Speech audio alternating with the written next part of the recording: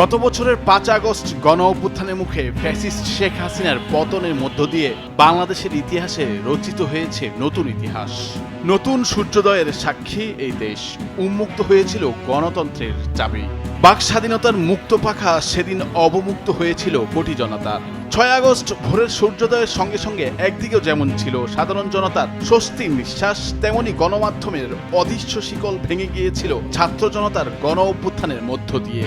দেশের শীর্ষস্থানীয় গণমাধ্যমগুলোর শিরোনাম কিংবা হেডলাইনগুলো ছিল মনে রাখার মতো।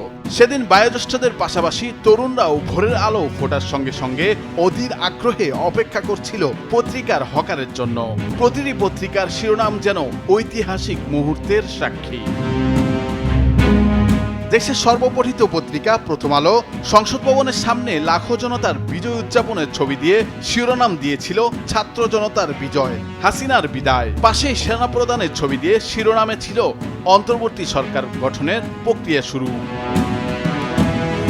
বসুন্ধরা গ্রুপের অন্যতম পত্রিকা কালের কণ্ঠ সেদিন 3 পৃষ্ঠার বিশেষ আয়োজন করেছিল। প্রথম পৃষ্ঠায় ছিল বিজয় মিছিলের বিশাল ছবি, দ্বিতীয় পেজে আবু সাইদের ছবি দিয়ে শিরোনাম ছিল কোটা আন্দোলনের শুরু থেকে, আর তৃতীয় পেজে ছাত্র জনতার অভ্যুত্থানের শিরোনাম দিয়ে পুরো 36 দিনের ইতিহাস লেখা ছিল। জনপ্রিয় পুরাতন পত্রিকা ইত্তেফাকের শিরোনাম ছিল অনেকটাই সাদামাটা।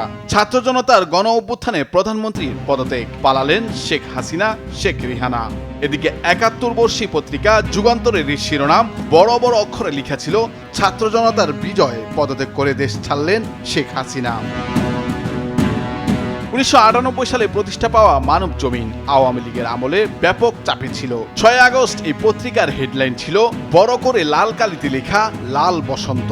ফ্যাসিস্ট শেখ হাসিনার আমলে সবচেয়ে বেশি নিপীড়নের শিকার হয়েছিল মীর কাসিমের গড়া পত্রিকা নয়া দিগন্ত।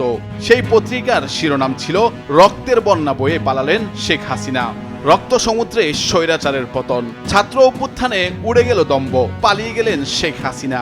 এমন হেডলাইন ছিল বাংলাদেশ প্রতিদিনের।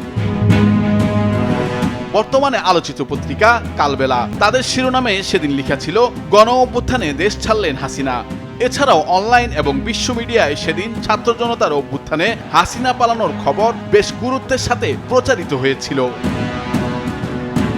নুরুল আফসার, বৈশাখী সংবাদ।